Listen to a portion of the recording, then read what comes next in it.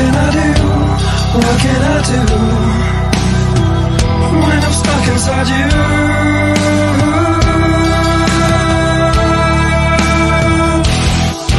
This cell of ice and fire, what blood red death, lost and desire, smell of life. What's up? What's up? What's up? Welcome back once again. Whole Damn Enchilada Podcast, live and direct, Facebook and YouTube. Rick Poulton, Ryan Inman. What's up, brother? Drinking coffee at 7:00, man. Oh, I thought you said you had a beer. Oh, that's next. That's backup. Okay. That's next. That's my backup. There you go. There you go. Gotta get a cup in, man. I've been up since 5 and had a long day. Yeah, I got up at about 6 and went to work myself. Did a couple hours of Lyft before my real job. Did a little bit of Lyft after work. Came home, get this whole podcast thing ready to go. Watch the movie that we're going to review. It looks really good in the background there. Yeah, it does. Nice. It's like the text is like perfectly parallel to the top of our box. Yeah. Pretty cool. I'd say great production job, but I'm sure knowing you, it's just a happy accident. Yeah, it's a happy accident. I was like, let me throw the fucking thing up there, and I don't know shit about this. The kid, they're doing the wrestling podcast, the Whole Damn Enchilada wrestling podcast. Give them a follow and a like over there.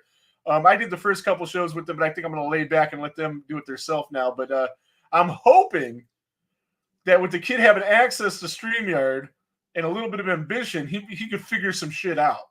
Yeah. That's what I'm hoping. We'll see how that works out. I want to dick around with it a little bit more too once I actually get my setup. I think I'm gonna this little remote location where I've been broadcasting from. I think I will turn this into my studio very soon. Make it a little fancier there. Yeah. Put a couple posters up in the background and. I got a lot of 8x10s and a lot of memorabilia, and I don't need to tell you that. So. Yeah. And all these crazy pop-ups keep popping up on my screen. Mm. Not the pop-ups you get from watching porn or anything. No, I use this computer strictly for the podcast. Remember how bad pop-ups were like 20 years ago online? Oh my god, yeah, it was ridiculous. But now we're Apple guys, so like you do most of your internet on the phone, so you don't really do it. What's up, Rosa? Rosa's in the house. Cheers. Kevin Ellis is watching. How you guys doing? So, you do anything fun and exciting this week? I did, but before we get to that, Rick, okay. I gotta ask, what's the name of Kevin Ellis's podcast again? Oh, Jesus Christ! You do this. The Spooky Picture Podcast. Did I finally get it right? No, still no. Spooky Picture Show. I listen every time it's out. That's what matters. See, I'm sure Kevin appreciates that. As soon as that thing hits my iTunes or Spotify, I definitely play it and listen to it right away. His last one was they were covering Night of the Creeps, I think. Yeah, Night of the Creeps. So that's how you know I actually do listen. That's a fun movie. Yeah, their podcast is awesome. It's really cool. So this week, Rakefet Abergel, who was on our show a couple weeks ago, went and seen her movie at the Cleveland Film Festival. My first experience with anything like that. Have you ever done one of those? I have, but it's been quite a long time, and it wasn't horror. It was more like just like local filmmakers. Well, this is independent filmmakers. Hardly any of them are local. I would assume most of them weren't, because the Cleveland International Film Festival is a real big thing. And what's up, JP? It's a real big thing nationwide. And it's well known, kind of like our theater district is like a baby version of a Broadway. It's it's not Broadway, but it's up there.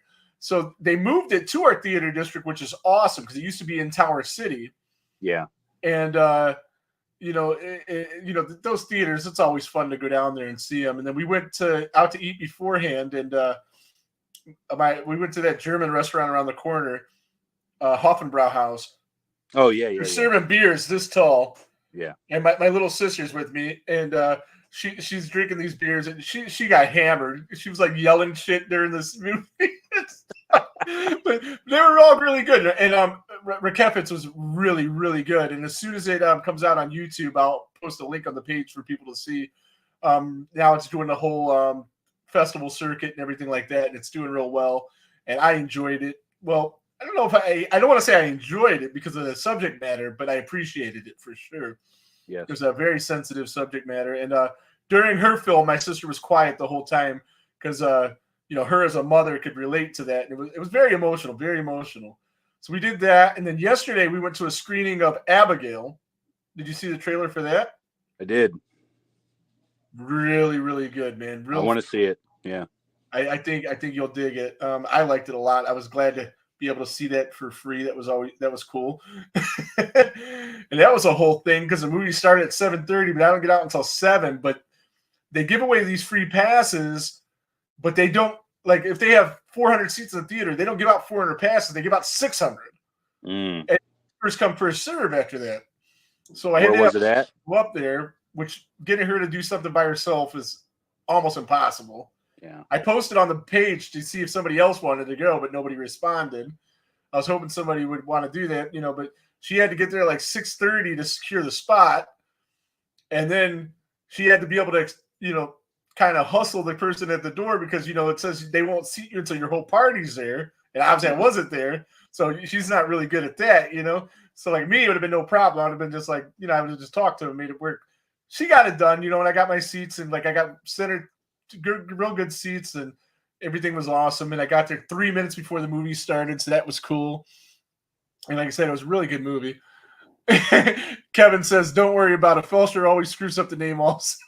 Yeah, it'd just be one thing if I get it right once. He's like for forever for that. I got the point down. No, not this. See, I just messed it up. I got the point down finally. I had to think about it. Where was the screening at last night? Valley View. Oh, okay, yeah. Cinemark Valley View. It's a nice theater. Yeah, it was real cool. Definitely better walking out of that than Night Swim. Night Swim, everybody was like, and again, I didn't hate Night Swim. I didn't love it either. If I paid for it, I might have different feelings about it. But for a free movie and a night out, I wasn't too mad. Everybody seemed to be like really happy walking out of Abigail. So I think that's gonna be a good one. And the girl that was in it was a girl from Lisa Frankenstein, who was in now she's been in 2 sort of Universal monster things with Lisa Frankenstein's ties with Frankenstein's ties to vampires, Dracula. Real good stuff. Right on. So I wonder if she'll get now pigeonholed into that genre.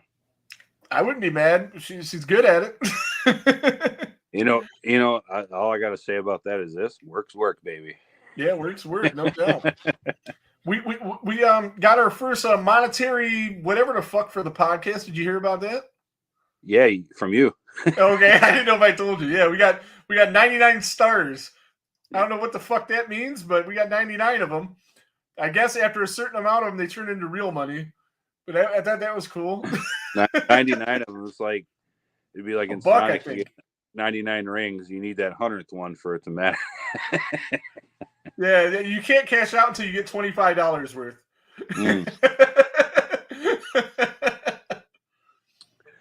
We'll just bet it all anyway. Yeah. Speaking of which, our teams are playing in the NBA playoffs. What's that? Oh yeah, Orlando Magic and the Cleveland Cavs. Yeah. Yeah. The East is I think the East. I mean, the Celtics should take it. They should. But I could see any other team making it to the finals, the conference finals. It is. And then I would say whoever makes it out of the West will probably win because the West has 12 teams that were over 500. Yeah, they always do. Yeah. Yeah, I'm not a big basketball guy anymore, but it's just nice to see Orlando being competitive again. Because they sucked for a long time. Yeah. Rosa says the Monsters are going first, the Calder Cup. Yeah, they're in the playoffs too. I got some playoff tickets. This is the first time all 4 of my teams have made the playoffs in the same year in a long time. Well, a couple of years ago, you had 3 that went to the championships and 1 or 2 that won. 2 of them won. Yeah. 2 of them won, yeah. And the one I wanted to win the most lost. Was it Rays? Yeah. Yeah, it's because you never seen it. Yeah. That and baseball's my favorite sport. Yeah, I know that. Yeah, But definitely. the Bucks are my favorite team, even though that's kind of weird to say. That's the truth. Mm-hmm. I get it. I get it. I've already seen, I'd already seen the Lightning win a cup and the Bucks win a Super Bowl at that point.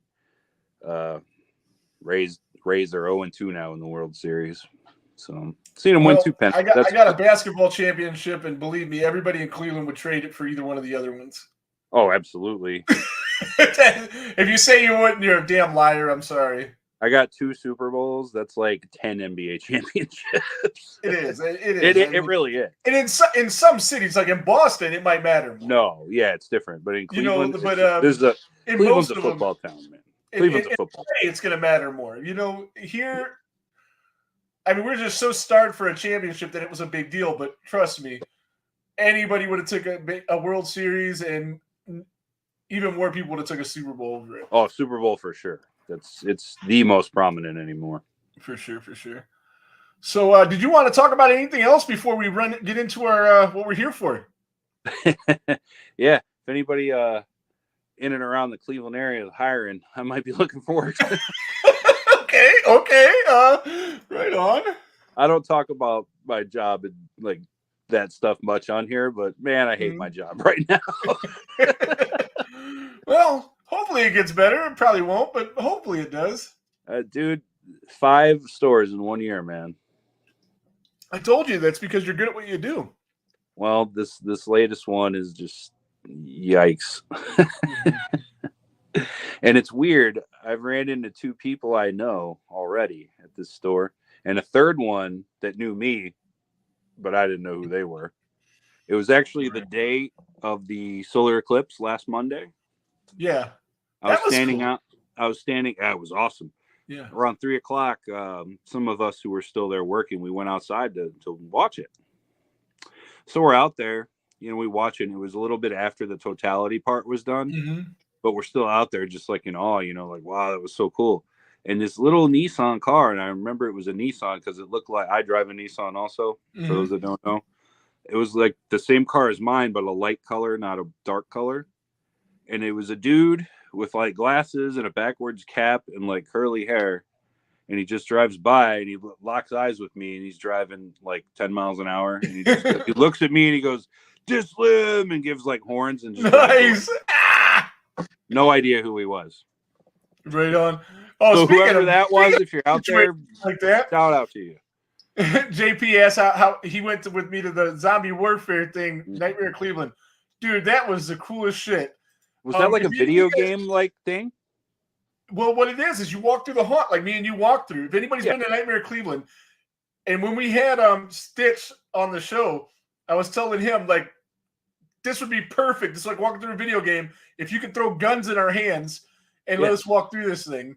The stupid thing keeps popping up. Anyway, yeah, so he actually did that. So you walk through the same haunt that we walked through with laser tag AK-47 deals. Me, him, Ricky, and Adam went. Yeah. And it was funny, like you were saying how somebody just like drove by Dislim. Same thing in line with him. A couple people came up talking to him. And I know damn well JP had no clue who the one guy was.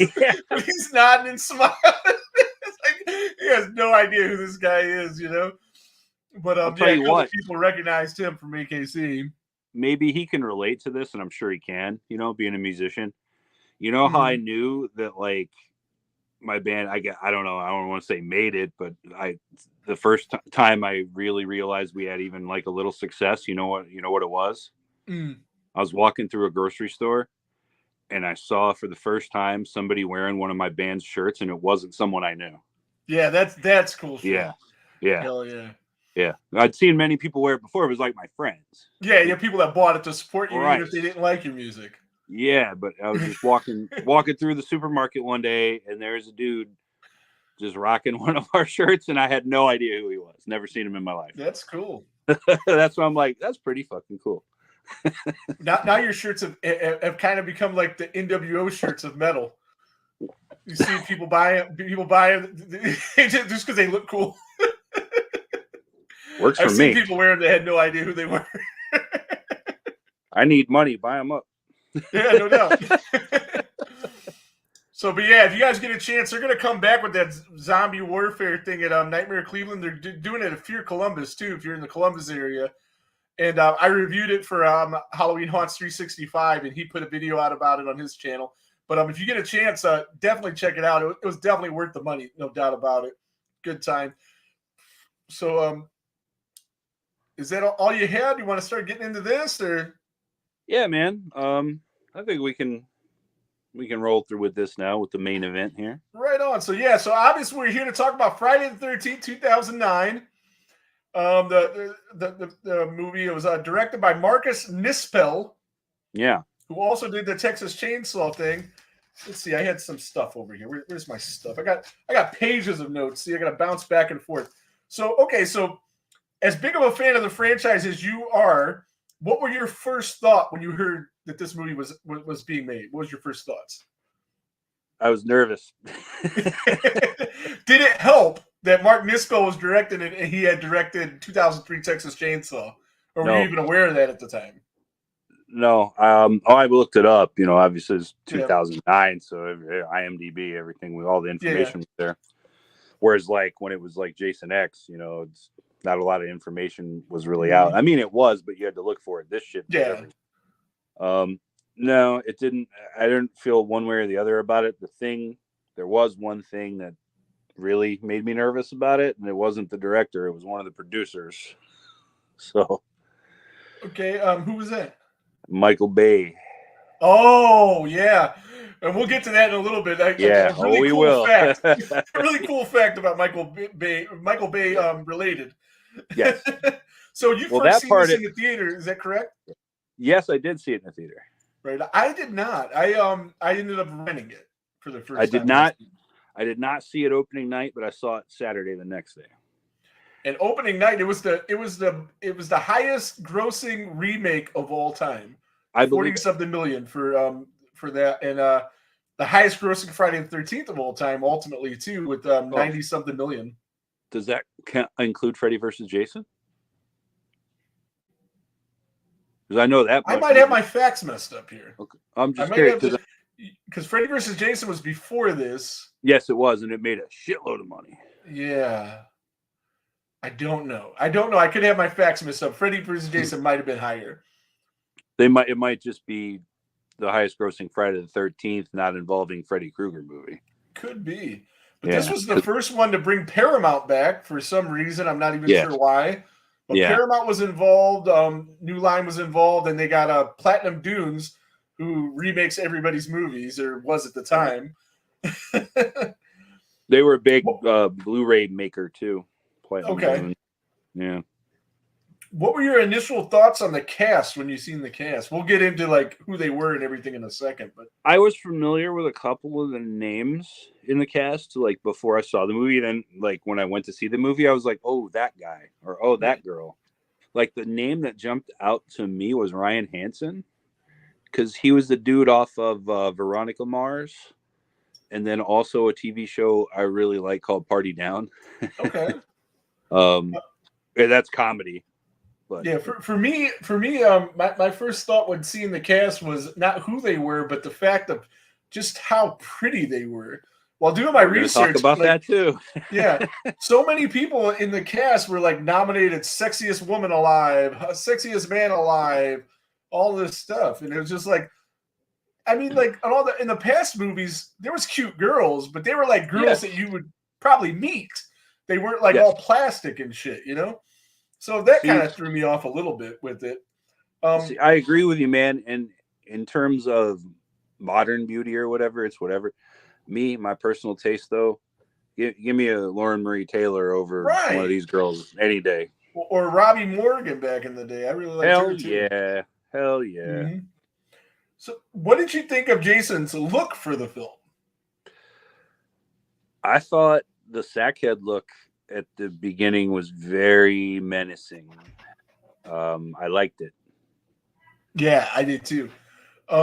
Jason the in this movie, the hawk itself, not a fan of. I wasn't either, and so I was watching it back. Like his clothes look really cool, and he's tied for the tallest Jason. But unlike Ken Kirzinger, this guy looks like he could rip the door off a car. I mean, he's just monstrously jacked to the gills. So, like, yeah, the sackhead look was menacing as hell. Yeah, I prefer the look at the beginning of the film. Yeah, I would have been okay if it stayed with that because Me too. the hawk looked fake. It did. It looked like a cheap Halloween costume. It looked like a Spirit Halloween mask. Yeah, and I didn't dig that at all. Neither did I. Probably the only thing I didn't like about the look. JP says he was interested about this one because Jared Padalecki was cast in it. Yeah, he was huge for Supernatural, but I didn't know anything about Supernatural. Me neither. I never saw it. I've never seen one episode. I intend to watch it though because it sounds like it'd be like right up our alley, but I just never got to it.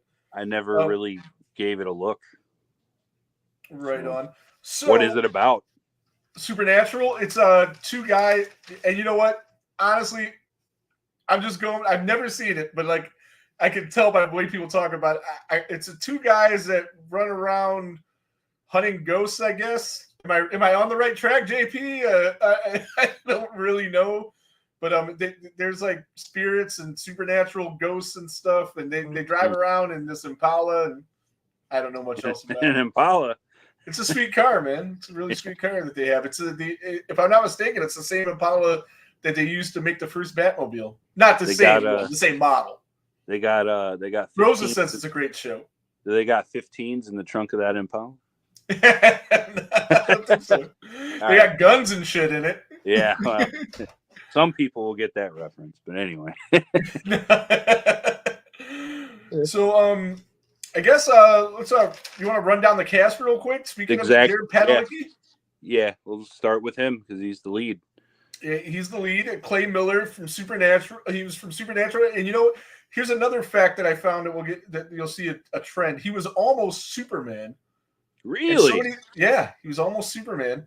And so many of these other guys have comic book ties, and I'll talk about them as we bring them up. I thought he was pretty damn good in this movie.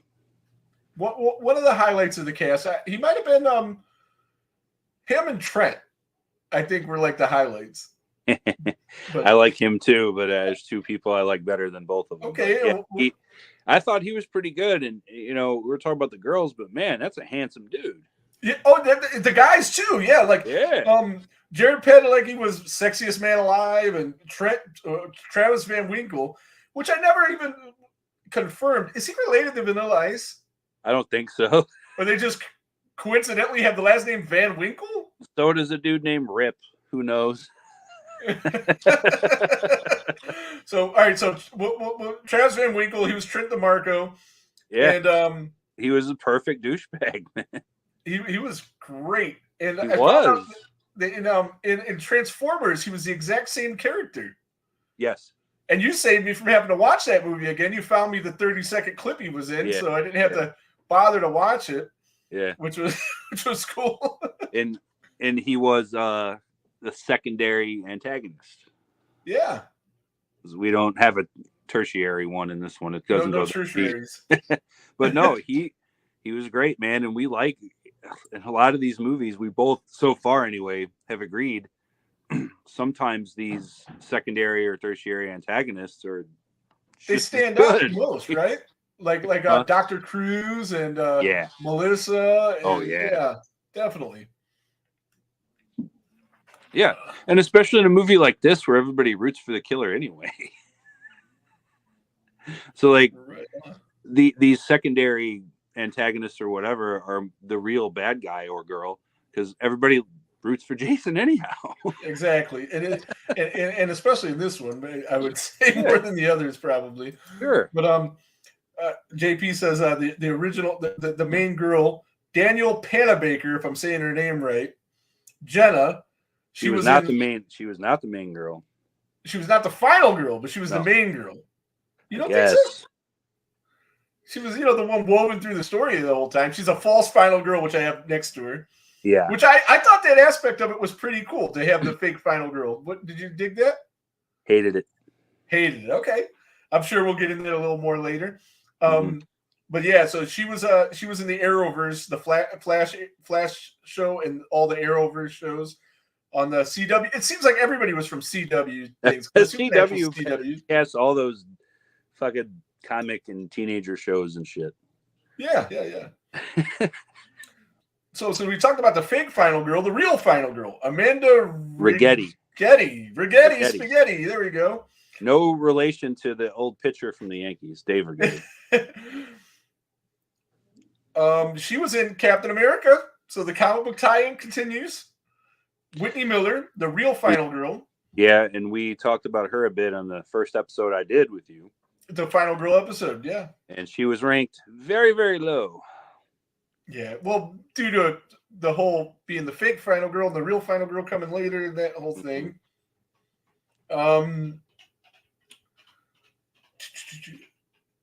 Aaron Yu is Chewie. You got anything for that guy?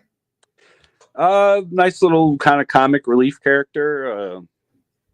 The bit with him in the bong was funny and whatever, but then him in the shoe, him in the back of the car. Yeah, he was funny. Yeah. He was your Shelley of the movie. Sort of. Yeah. Nowhere near as beloved, for sure. No, and rightfully so.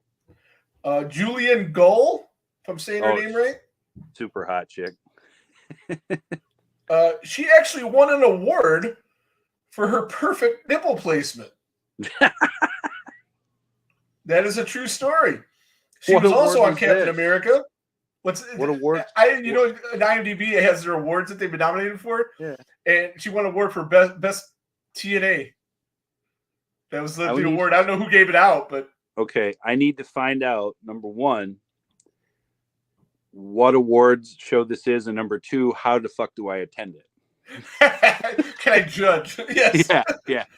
My opinion, I wouldn't have voted for her. I hate fake boobs are the worst. I'm sorry. I'm not a fan either, but this girl was just hot all around. Oh yeah. She was great, but not been way better. Not the most attractive in the movie, though. I will agree with that. You want to say who you thought was? When will you get to it? Okay. No problem. But again, she was also in Captain America. I didn't write his name. I just wrote who he played. Who's that? Sheriff Brackey, because I found out a cool fact about that. Speaking of the spooky horror show. Spooky picture show. What the fuck? Peter Brackey, who was one of the original hosts of it, and also wrote Crystal Lake Memories. Sheriff Brackey was named after him. Oh, that's really cool. Yeah. And then we got Willa Ford, who was Chelsea. Now, she's the one with Ryan Hansen out on the water. Okay, I didn't write Ryan Hansen's name down, but yes. And her kill is one of my favorites. I liked it a lot, too. A lot, yes. It wasn't supposed to happen. You know that? No. That was Anna. She was supposed to, and I kind of like the way they were going to kill her. I don't know if it would have been better. It was just so creative. She sees Jason on the shore, and instead of hiding under the thing, she treads water for as long as she can and eventually just drowns because she just can't do it anymore. Lame. I think it's cool. Hey, see, Kevin Ellis. The cop is named after Peter Brackey. Yep. Now, I heard that's got to be cool to have a character named after your friend in the movie. The guy who played Officer Brackey in the movie, didn't get the part till the day of shooting. Yeah. I seen that. He's been in a lot of other stuff, but since I didn't write down his name, I didn't write down who he played. And I think I probably got a customer as I was taking that note. And by the time I got back to my paperwork, I was lost. You had Caleb Guess. Speaking of Caleb Guess, he was young Jason in the movie. Mm-hmm. And I will have in my possession in about 3 days an autograph from him coming in the mail. And that will make 17 different Jason actors that I have. Oh, he does count. Yeah. He counts, man. He counts. I count Tom Savini. He killed the banana girl. Oh, yeah. He counts. That's true. But other than that, everybody was like Jason. Ari, Steve Dash, Warrington Gillette, Mike DeLuna, Ted White, Tom Savini, Johnny Hawk, Tom Morga, Dick Wien, Christopher Swift, CJ Graham, Kane, of course, Ken Kersinger, Doug Tate, Glenn Ennis, Derek Mears, and then now Caleb Guess. I need about 6 or 7 more to get everybody. And they're all living. All the ones I'm missing, all the ones I'm missing except for Brooker are living. Yep. He did a lot of stuff, though. So Who, Brooker? Yeah. Brooker is out there, but he's so expensive, man. Yeah. It's like, it's gettable, but yeah, you got to pay. You know? Yeah. 8x10s I've seen for like, the cheapest I've seen is like 200. Yeah. And then I've seen them for 4, 5, 6, 700. So one day I'll get one to complete the collection. That'll probably be the last one I get. I think that'd be a fitting last piece of the puzzle. Yeah. So then we had back to the cast. We had Nana Visitor as Pam. Oh, yeah. She was on Star Trek Deep Space Nine, which, if I'm not mistaken, is another fucking CW show. I'm pretty sure that they had the Star Trek shows on CW. Probably. Like, all this cast is like they just went through the CW computer of all the people in it. Like, I'll take that guy, that guy, that guy. I'm just shaking my head at the fact that they, I don't know, just even had an alternate Pamela in the movie. I think I know it's a remake, but still. But what they could have did and should have did maybe, and what would have went over better with the fans is to recycle Pam or the real Pam. Betsy. Yeah. If you couldn't fit the acting into it, maybe just use her voice. Here's my thing too. This is Michael fucking Bay production. He ain't above CGI. Okay. Yeah. So CGI her, but use a real voice. Yeah. That would work. Because the lines, they use a lot of the same lines. Yeah, she was still living at the time. She would have been happy to do voiceover, I'm sure. Oh, yeah. I wasn't even aware she was still alive. Yeah, she could have just came in and did it. Yeah. Oh, yeah, that would have been, oh, God. Yeah, that would have been awesome. I didn't even think about her. She lived for like 10 more years after. Yeah, you're right. Yeah. So definitely could have did that. Was there anybody else in the cast? Go ahead. But again, if they want to they wanted to make her younger, like I said, it's fucking Michael Bay. He loves CGI. Right. And they didn't really show her too much in the movie anyway. She was man. It's just any actress playing her, well, especially when she's still alive and they had a budget too, to me. And it would have went over with the fans better. It would have helped, helped to bridge that gap. Because people hate remakes as it is. And you'd have just, she's actually in it. Betsy Palmer's in the movie. I think that would have been better. And it wasn't as egregious as the fake Pamela Freddy versus Jason. Yeah, that was super lame. All right. Was there anybody else in the cast that you wanted to talk about? There's Ryan Hansen, the blonde kid. I forget his name. Who was probably voted sexiest man alive at one point, just like everybody else, and was in a CW show. He's a good-looking kid. They all are, man. And then the black kid, too, in this movie. I didn't care too much for that guy. I don't know his name, but I didn't really care too much for him. It's not just me. He just felt token, right? Yeah, definitely. Yeah. Definitely. Yeah. And then the really, really, really hot girl in the intro, that's the best looking one, I think, besides Danielle Panabaker. Oh, the sleeping bag girl. Yeah. Oh, yeah. I liked the false final girl the best. Me too. Looks-wise. Danielle Panabaker, for sure. Well, no, I thought you said the sleeping bag girl in the beginning. Well, I liked her better than Juliana Guyland. She's the one that everybody gushes over. Okay. Still hot, for sure. Oh, yeah, just hot chicks all over the place in this. Oh, man. Yeah. For sure. This movie probably made a lot of people feel really ugly. Oh, no doubt. Yeah, that's the guy you said was Veronica Mars and Ryan. Yeah. American Dad. Party Down. Yeah. Really cool show. Only went 2 seasons, but check it out. It's really funny. Right on. I was just looking him up to see if there was any cool facts about him, but there's really not. Ryan Hansen, I don't know much about him. I know. Shout out to my friend Ann in Montana, though, if she is listening or watching. She's a huge Veronica Mars person. and she actually watched this whole Friday the 13th series because she fell in love with the game, and she'd never seen them all, so she marathoned them one time. It was during COVID, and it was just like, hey, it's such and such, his character's name for Veronica Mars, because I deliberately left out that he was in it, so because I knew she would really get a kick out of it. Right on. And then he took an arrow to the dome. That was a cool ass kill. Some of the kills in this were pretty cool. That one was cool because it was so abrupt. Yeah, and I like that the machete to the face, the one guy in the beginning, just because it's just like the brutality, like And, I love that Willa Ford kill though through the dock. It's so cool. And just look. Yeah, and then of course we get some TNA with the kill.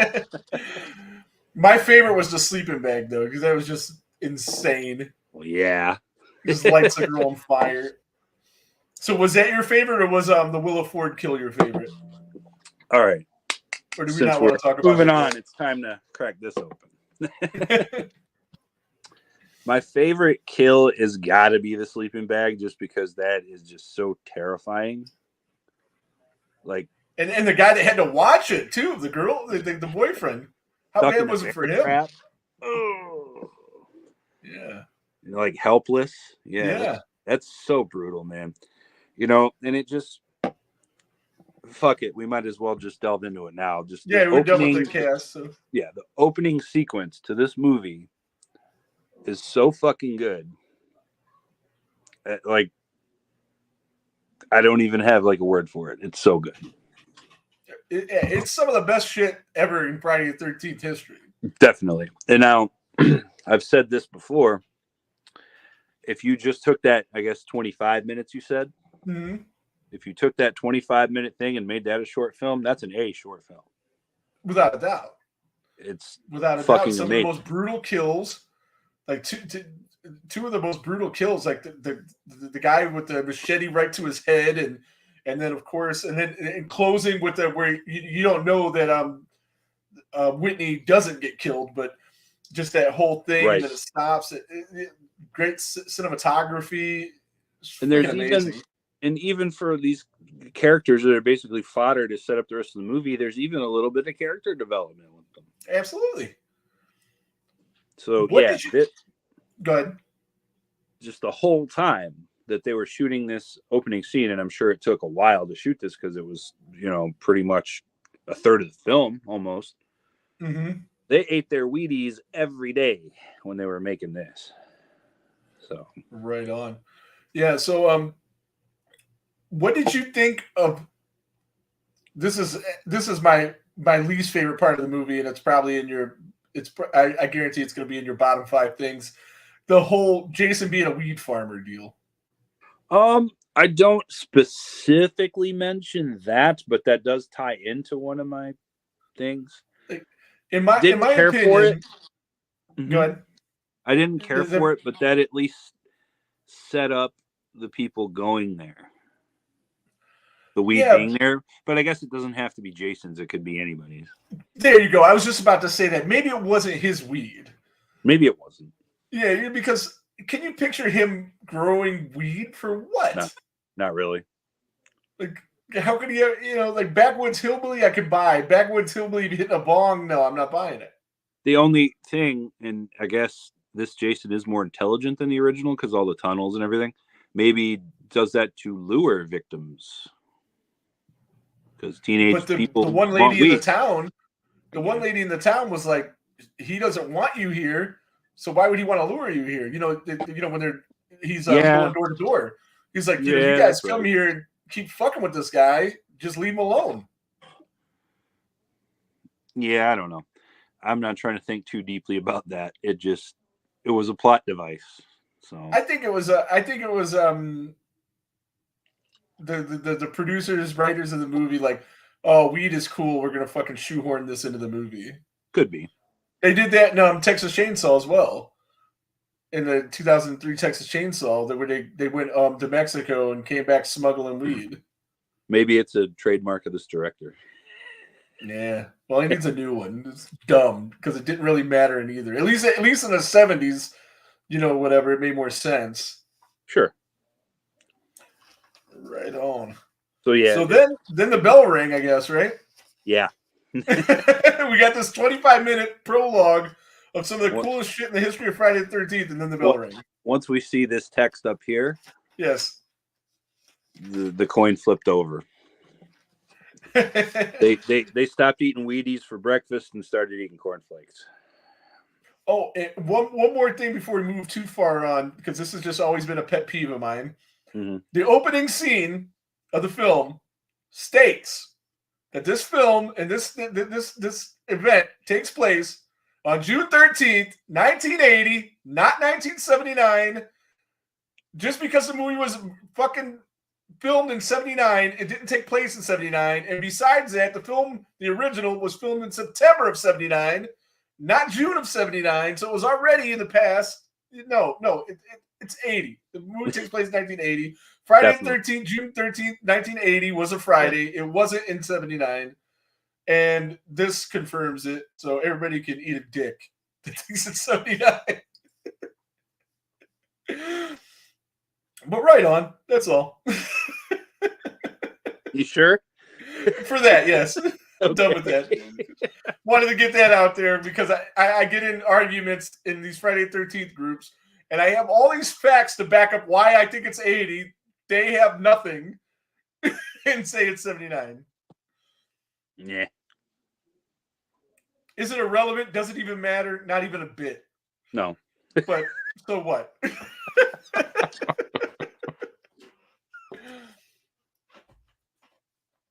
So okay, so then the bell rings. That we greet it. We go back into the movie. We're introduced to the second cast because there was kind of two casts. Yeah, two character bombs. Two character bombs. See, and again, we're not going to do the blow by blow of everything. I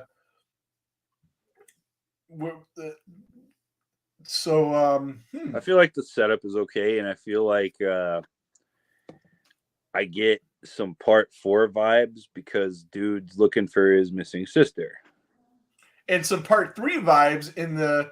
It's kind of like the house that he's going to is like Higgins Haven. And she's taking her group of friends to her house on the lake. He's taking his group of friends to his house on the lake. So a little bit of that, and of course they went through 1, 2 earlier on in the movie. Yeah, so it goes through all 4. Yeah, it's like a 2, 3, 4 remake. 1 is glossed over very quickly. But... Yeah, very quickly, the quickest. But I read somewhere, and I didn't really write it down, but the fact that they did it 1, 2, 3, 4 in the beginning and then continued after that made it a sequel rather than a remake, which cost Victor Miller a fuck ton of money. I might not be wording that exactly right, but Victor Miller took them to court for it and lost. Because if it was a remake, he makes more money. I don't know why he makes more money because I didn't have time to delve into why. But the fact that they acknowledged the first 4 films, and they were able to do that because of the tie back in with Paramount. The fact that they acknowledged the first 4 films and then had a continuation after that made it a sequel. Well, not a requel or technically, I think it was a reboot, but for the court's purposes and Victor Miller's pocket's purpose, it was a sequel. Well, Victor Miller definitely deserves a better deal than what he's gotten. So. Oh yeah, for sure. So it was another way he got screwed. Poor guy. I'm sure he's still doing okay. I'm sure he ain't starving, but I think he got a raw deal. $1 billion, man. He deserved a bigger slice of the pie. Yeah. And this happens so much with people that create stuff. Like the guy that created Batman, he got jobbed, and like after he was dead, they finally started talking. Bill Finger, he's the real creator of Batman, but Bob Kane always got the credit because, like Sean Cunningham, he paid him and had very minimal input on Batman. And he came up with like, hey, what do you think about this? This is kind of what you like? Okay, bada bing, bada boom. But then you never heard Bill Finger's name. And the same with like the Schusters, even though Schuster and Siegel was Superman, you heard their names, but they never got the cut that they deserved. And then later on, their families did. So, It just sucks. Yeah, same thing with and he finally got credit, Harlan Ellison, for Terminator 2, because James Cameron totally took 2 Outer Limits episodes and combined them into one and made Terminator 1 actually. Yeah, I read about that. And even more so too. And yeah, he Harlan took him to court Ellison, and sued him. and he won. He won that one. He won. Victor was not so lucky. Yeah, Demon with a Glass Hand and Soldier are the 2 episodes of the Outer Limits in question, if anyone's ever curious, and they are both fantastic. I am definitely gonna probably text you another time and remind me of that so I can watch them, because I am definitely interested. Yeah, if you're a Terminator fan at all, I am. Definitely good watching. Yeah, The Asylum Beyond the Dead comment says, I love the Friday the 13th remake. I love the first. I don't know if I love it, but I don't hate it. I love the first 25 minutes. We love the first 25 minutes. We've established that. And we love some parts of the later, like we love Trent. We love to hate Trent anyway. It was just so. Did it bother you that they shot the film in Texas? Did you notice any of that? Did that do anything for you one way or the other? No, it didn't really bug me too much, I guess, but it did kind of explain that kind of redneckish hillbilly character, because I never saw a redneck in New Jersey. So yeah, it's just the aesthetics didn't seem like the way that they did in the setting in and of itself was just meh. It didn't have that tranquility that the real Crystal Lake has. Oh yeah, nothing does like Camp Nobi Bosco, man. Right. And Asylum Beyond the Dead, he also comments, what's your favorite kill from the remake? And we went over that a little earlier, and the sleeping bag fire kill and subsequent machete to the head to her boyfriend. It's like a combo deal, and that's up there for best kill in the franchise. It really is. Agreed. And we liked Willow Ford, the machete kill through the dock, and then lifted her up. Yeah, that's my favorite one. That not from the intro. Yeah. So same, because this is like a BC and AC thing. It's like a BI and AI after intro and before intro. Because it's 2 different films. It kind of is, man. It really is. Yeah. So did we want to add anything else? Yeah, a little bit. Hold on. Before that, let's see what else. You said something else. My favorite kill from the Friday the 13th remake is Jason bites off the cop's head. Jason bit off a cop's head? I don't recall this. I don't remember. I do remember the cop they pulled up. He gets killed. I don't remember how he got killed.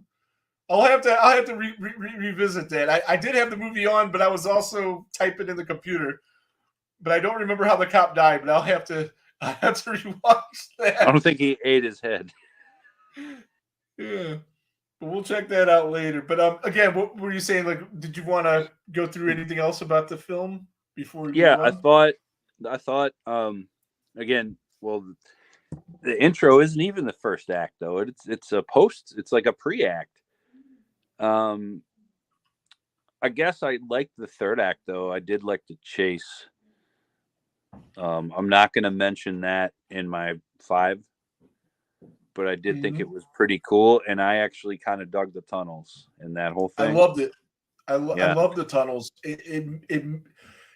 I like things that can be real, right? Yeah. And of course, Jason seems to teleport sometimes, you know. So finding a way to make that make sense. Yeah. I loved it.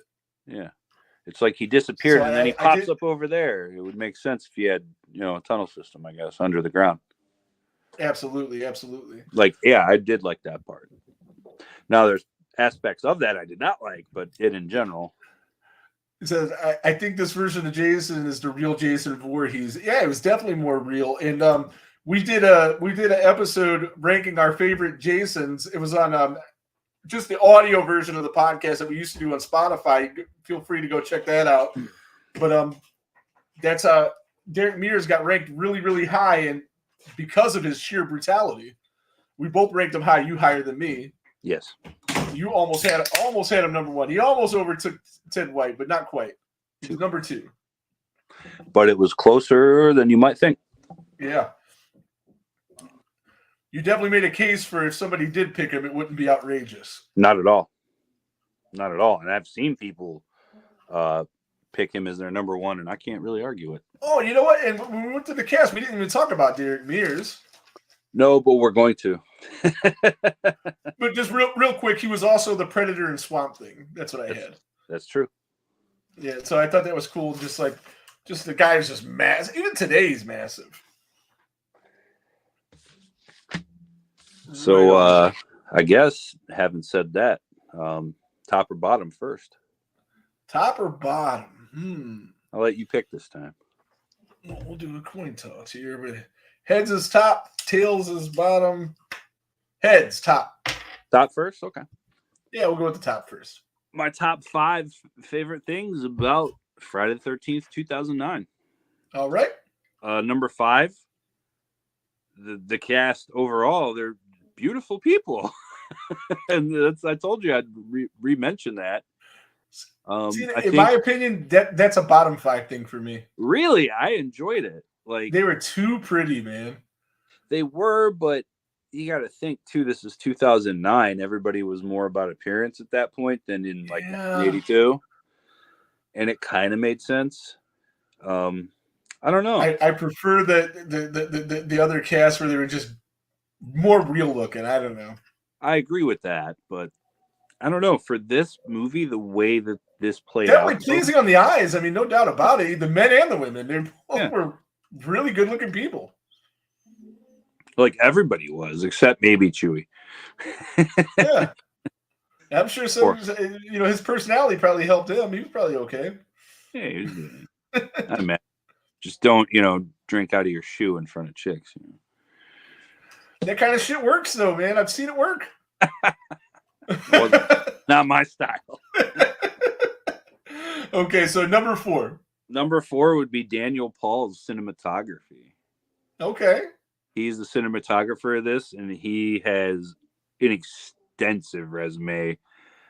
Starting his very first film he did the cinematography for was 1974's Texas Chainsaw Massacre. No shit. Mm-hmm. Wow, I should have known that name. He also did the 2003 one too, so this director likes to use him.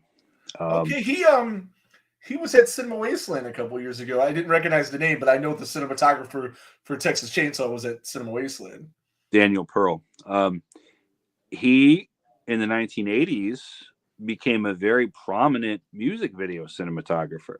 And this is why, okay. See, before we went on, you said you wanted to talk something about music videos. And that's why I was kind of in the beginning trying to shoot that to you because I didn't know it had anything to do with the movie. Yeah. Okay. And I was wondering, I'm like, hey, dude, you said you were going to talk about this shit. He worked with so many big bands from the 80s, and I won't name them all. Okay. A few like REM and like things like that. I mean, big deal bands. But there was a particular video that he did the cinematography for. That is one I used to post for, I won't say the name, but on this one website I used to do little articles about music and things like that. And one assignment that I was given was to rank the top 50 music videos of all time. Okay. And one of them is one that he did the cinematography for, and it's a song and music video probably not many people have seen. Came out in 1982, I want to say. So that was right around the birth of MTV. It got showed a few times on there, and they actually pulled it because they thought it was too weird. Mm-hmm. And it is, the song is called Ice Cream for Crow, and the artist was Captain Beefheart. I've heard of both of those. I do not know the song, and I'm going to have to look it up. It's a weird little tune, but it's just such a beautiful music video. And it is weird, but it's pretty. And the way he shot it, it's like in the desert with tumbleweeds. And do you know anything about Captain Beefheart? No, I've heard of it. I don't know. Yeah, he's singer, musician, impresario. Really, he was also a very prominent painter, and a lot of this stuff is him. It cut away to shots of him holding some of his paintings in the desert with like these stoic looks. and it was like it was ahead of its time. You'd see like arty like music videos like that later, Yeah. but not in 1982. It was all performance video and just goofiness back then. Right. I was gonna say like band footage of like concert footage. Sure. Yeah, performance videos. Do you know which video he did for REM? Not off the top of my head. Okay. It They would had have some been cool shit. It would have been in the 80s, because then by the 90s he was starting to get film work. Right on, right on. My number 3 favorite thing about this is Danielle Panabaker as Jenna. Mm-hmm. She was absolutely terrific. If she was the final girl and not the false final girl, she would be. She would have ranked a lot higher in the list. That's for sure. She would probably be number 2. Number 2. Yeah, she was good, and she was really cool. Because let's face it, if you know me, ain't nobody gonna take over number 1. I just thought of how Trent was in the Transformers movie, and in that movie he had a really hot chick in that movie that he kind of dogged, that kind of left him, and the same in this, but like he just like it was just like the way it just like whatever, Well, like I think they both just expected that to be that way, just because. Well, in this movie, he tossed away one hot chick and just got another one. Right. And it seemed like he was just like probably going to do that in the Transformers movie too. Yeah, and the chick in this one though that he ended up with seemed like more his type. So yeah, definitely. For that kind of guy. Mm-hmm. But just he dogged Megan Fox in Transformers. You fucking idiot. That's before she was corrupted by MGK. Yeah, before she was crazy. So yeah, I loved her in this. I thought she was great. Her and Jared Padalecki had awesome chemistry. I thought. They did. And when she died, Brian Ebenezer has been on this show before. He said he audibly gasped when he saw this movie the first time and I saw her die. Too. He was like, wasn't expecting that. No. So, I mean, the shock value is one thing, but man, she should have been the final girl. Yeah. But yeah, at least one of them. Why couldn't all 3 of them live? I get it's happened before. Jason X had multiple. Yeah. Had a man and 2 girls survive in Jason X. Yeah, that's what I'm saying. It wouldn't have been the worst thing in the world. No. My number 2 favorite thing about this movie is Derek Mears as Jason. Oh wow! So what? I'm so curious. So number 1, man, Jesus. Yeah. Oh, I know what number 1 is. Okay, of course you. But yeah, Derek Mears is fucking awesome. He's sheer brutality, size, speed, brutality. Like he's like a younger, bigger, faster Ted White. Really? Yeah. Who also was extremely brutal. Just Ted did it first, and I thought he was more expressive. Mm-hmm. Like facially, even though you're under a mask, I thought Ted White's expressions were better. It was more acting, really, and it's really hard to act when you can't talk. Like a lot of these guys, like anybody can play Jason, just do stunts. Bullshit. No. I mean, you can, but being memorable in the process is a different story. Yeah, you have. We've seen enough fan films to know anybody can't play Jason. Oh, of course not. For all the good ones, like friend of the show Vincent DeSanti has made, there's a million bad ones. Absolutely. So, with Jasons that are just meh. But no, he was fantastic, and he is still in tip-top shape and young enough. If they ever do make another one of these, they better offer him the role first, or I'm gonna raise hell. I'll post angrily about it on the internet, which will lead to absolutely nothing. But still, I'll do it. I'll be right there with you. Yeah. So, I think everybody likes him. So yeah. And he just seems like a class guy. I haven't had the opportunity to meet him yet, but I've never heard a bad. Well, he's going to be. I think he's going to be in Kentucky when we go. Oh yeah. I've never heard a bad thing about a fan interaction with him ever. Yeah, there's like 5 or 6 Jasons, and I'm pretty sure he's one of them. He better be. I'm definitely interested in meeting him too. So. Yeah, and my number 1 favorite thing, no surprise, is the opening scene. It's just so amazing. Just. And we said if it was just that, like, boom. I wouldn't have felt ripped off. If I went to the theater scene, it's like, oh, cool. Thanks, guys. 25-minute short film. Boom. Like, Yeah. you know what they should have done is release that as a teaser and spent more time making the rest of this movie better. Maybe. No, So yeah, don't get me wrong. We'll get into it more when we do the grade, but I don't think the second half of the film was horrible. It's just nowhere near as good as the first part. Yeah. I mean, it's not part 8 or part 9 bad, but it's not good. Yeah. So I guess we'll go to the bottom 5. Bottom 5. 5 things that Ryan did not like about this film. Yeah. Number 5 would be that redneck character in general. It just seemed pigeonholed, stereotyped, and out of place. And I didn't like him either. It seemed like he was just there for years to find the new mask, but you could have done that any other way. Right. He could have just stumbled into the fucking bar and it could have been there. Sure. He didn't need that guy to do it. No, and it just like, was he the one growing weed? No. Was he the one that had it and offered to sell it to, Yeah. Yeah. But it just like, he's a local, but they're like, Jason doesn't bother the locals, only people that stumble in. Why did Jason go kill him then if he's a local? It felt like a pigeonholed kill. Yeah. Shoehorned in. And the character, I don't even remember his name, was not memorable. He just some yokel. So lame. Also lame is my number 4 least favorite thing, and that would be Amanda Rigetti. Didn't like her. The real final girl. Yeah, didn't like her. Didn't like that whole setup. And I won't elaborate too much on her predicament, but especially that last line at the end that she says when it's so cringy. So cringy. What was the last line? Like the say hello to your mother thing or some shit. Oh, yeah, that is stupid. Fucking I hate those types of lines. Yeah, me too. They never... It's like, do your thing, cuz. Right. Stupid. But, yeah. I was about to say that was going to be the one I was going to bring up. Like, I've been terrified this whole time, and this killer could just snap right back in a minute, but I'm going to taunt him, Shut the fuck up. No, you'd be glad you fucking lived. Be like Barry Sanders. When you cross the goal line, hand the ball to the ref like you've been there before. Right.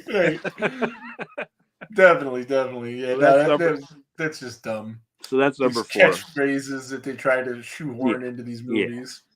My number 3 least favorite thing is Michael Bay as producer. He didn't get his shit in, is a wrestling term for something out there. Forget. But just him attached to this at all, I'm sure slanted this movie one way or the other, and not in a positive way. Yeah, and he's also a baby back bitch who walked out of the premiere. So yeah,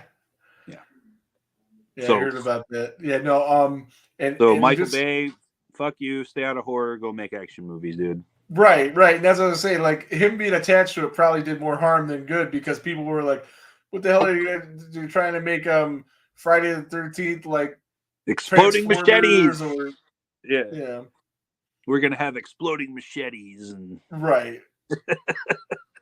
So. I mean, I'm glad they didn't go that route, but it was very slickly produced. Yeah. Although, again, Daniel Pearl's cinematography, the dark light kind of tone works for me. Yeah. But you can tell that he just wanted to add that layer of production over top of it to change the look, and I'm glad they didn't go too deep into that. So my number 2 least favorite thing would be Steve Jablonsky's score. I thought the music was real flat. That's really number 1 for me. Yeah, it didn't add anything to it didn't add anything to like the feel. It's it's not Harry right away. You can tell. And you couldn't just borrow something from Harry. I mean, like the stings.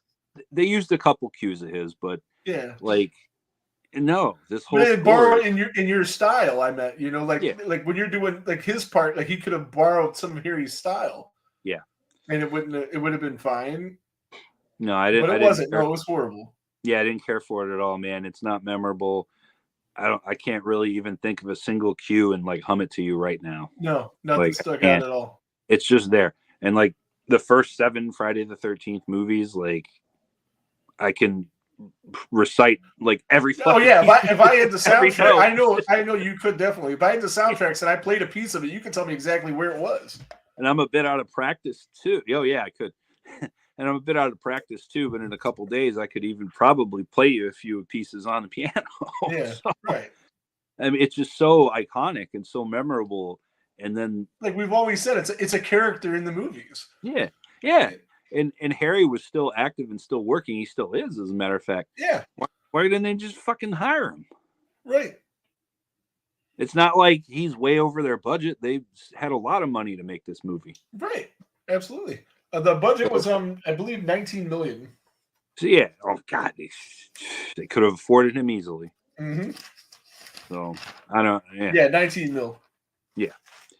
What's another couple 100,000? Yeah. You know, if it even took that much. Come on. Even, yeah. Mm-hmm. So yeah, that's number 2. I really, really dislike the score. So yes. And my number 1 least favorite thing about Friday the 13th, 2009, and it's a lot of other people. It's a lot of other people's too.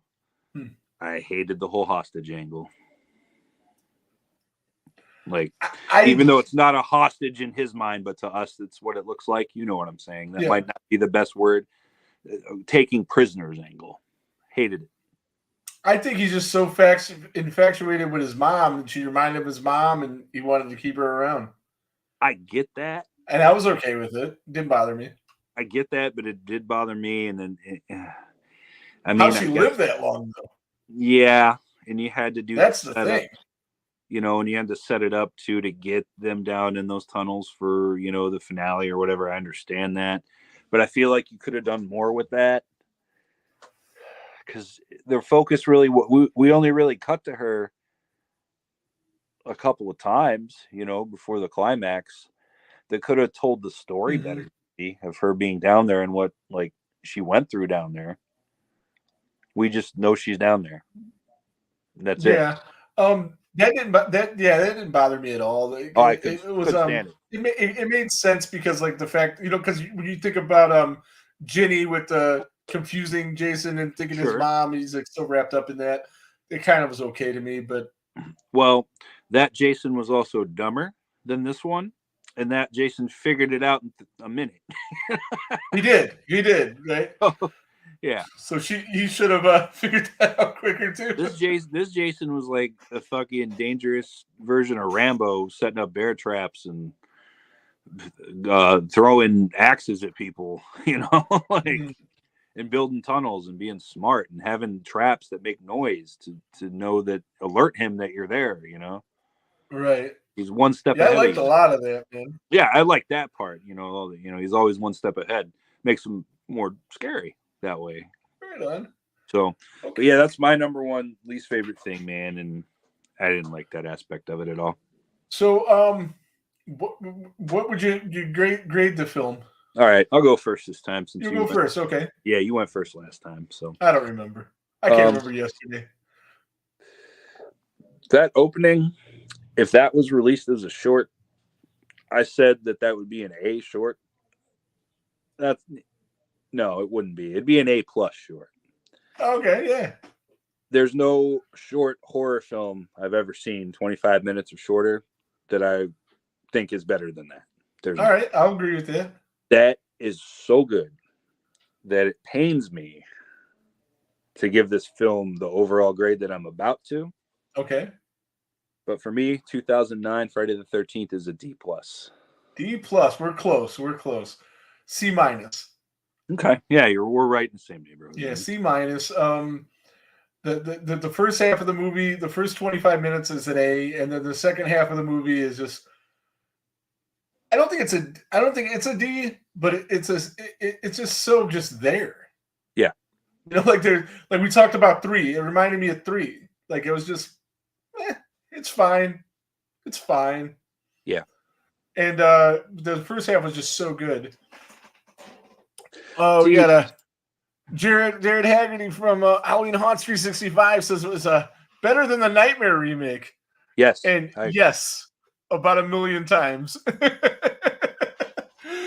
Oh man, when we had him on do the nightmare rankings, I went back and watched that. I was like, oh God, this is awful.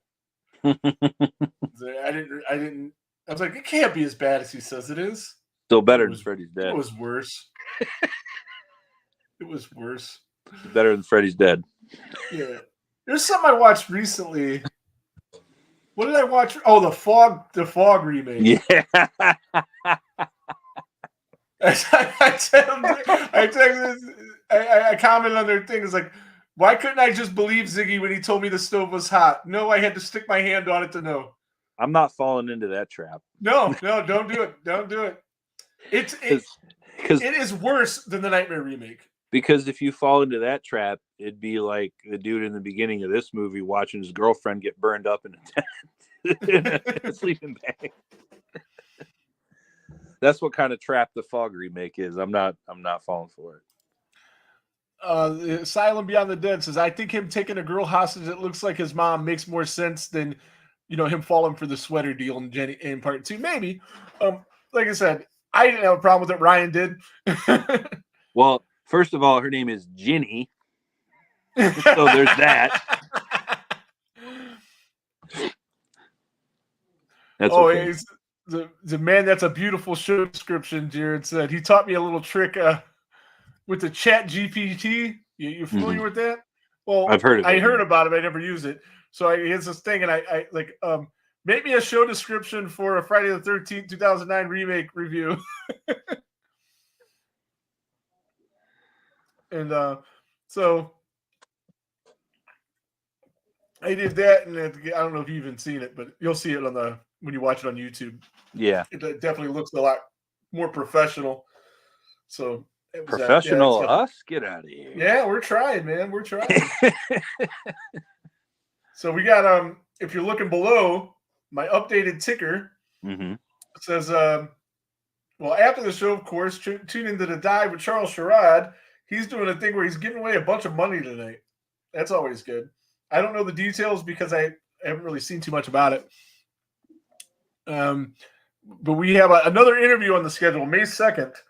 We have William R. Enstone, not to be confused with William R. Perry, who we're going to be doing the Planetarium with, who is not to be confused with William the Refrigerator Perry. But William R. Enstone, he was an actor in the Sawyer Massacre. We had their director on, remember? Yeah. And he was an actor in that. And he's also been a director and did a couple of his own movies. We're going to have him on to talk about stuff that he has to go on. Jared says, Ryan, teach Rick Photoshop. If he knows how, yeah. I mean, maybe he can work out some of that stuff. I was good with Photoshop in like 2002, but it's changed so friggin' much since then. We're old men. We're old men. Yeah. Dude, I used to do like web design and shit like when we were young. Oh, yeah. I used to code HTML. I never got into that. I built computers, though. Dude, I used to code HTML by hand, man. Just manually just type it all out. Like, I was crazy. I can't remember any of that to save my life anymore. This is one of our longest shows, man. We're an hour and 15 already. Definitely one of the longest without a guest. Yeah, without a guest. Yeah, it kind of went really good. It went really smooth, I think. I think we're getting the hang of this review thing. I really do. I think this one was even better than the last one. And I think the next one will be even better than this one. Speaking of the next one.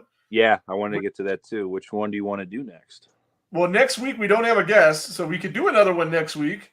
Or yeah, if we got to get these gap done by Friday do the that 13th. too. It's up to you. What's Say that? Say again.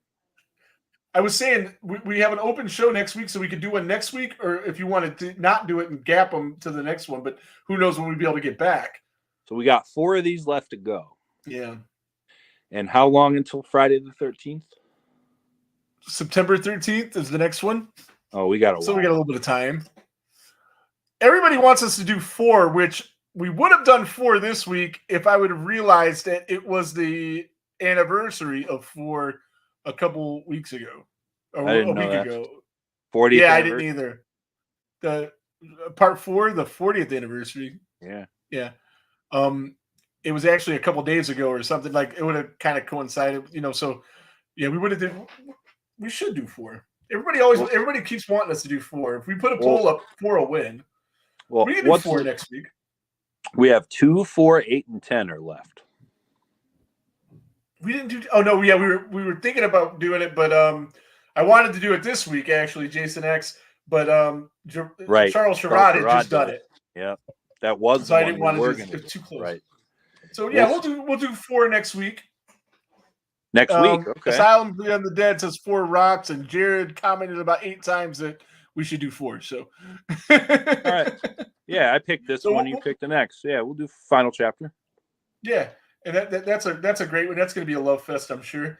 But, Probably from most of you, because I mean, from the consensus I get is when anybody picks like their favorite Friday the 13th, it's always 1, 2, 4, or 6. For me, the most common ones I hear are 4 or 6, mostly 4. Yeah. Well, I know a lot of old school guys that like 1 and 2 a lot. But I do 4 and 6 are like really big. Nobody picks 3. No, I've heard 3 is their most hated. 3 is just there. I've heard some people say part 3 was their favorite. The drummer from my old band loves part 3, I think, the most. So, right on. Yeah.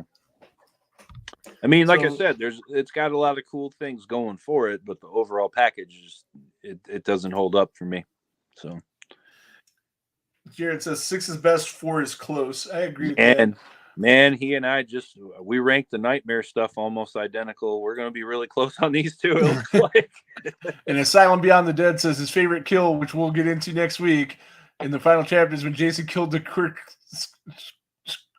corkscrew guy with the. He didn't kill him with a chainsaw. It's a meat cleaver. He stabbed him with the corkscrew in his hand, right? And then a meat cleaver to the face. And it's Crispin Glover.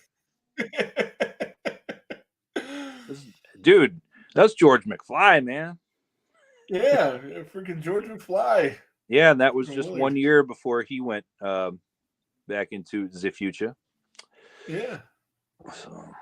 Right on. So we'll get into all that next week. Yeah. Please join us. Like the page. Share the page. Follow us on YouTube. We're over there too. Well, some of you are on YouTube now. Well, actually, everybody that's commented in the last 30 comments is on YouTube. So that's cool. People are actually watching us on YouTube. That's good. We usually get more on Facebook than YouTube. But Spotify, I don't know what's going on with that, but I got to figure that out. But we're on Spotify. We're on iTunes. I just posted 2 episodes on iTunes. On iTunes, we did we posted our interview at Rakefet Abergil. That was a real fun interview. And also Marty Schiff, the interview with Marty Schiff, which was also really fun. Both of those people were great to talk to, and you guys can check it out. Let us know what you think about that. Share it, like it. Tell your friends about us and all that good stuff. And we're going to wrap this up because I am running out of things to talk about. It's we're about an hour and a half in, and I got to go back to work because I need money. Man, I feel like I'm at your house because the people are wilding out upstairs over here. It's usually the other way. Yeah, they've been pretty calm up there today. Not here today. Damn, what's going on up there? I bet. Yeah, we should sign off because I think I need to go do a wellness check. Right on. So, do you have anything you want to add? Yeah. Thanks everybody for tuning in. Go Magic, and there goes the neighborhood.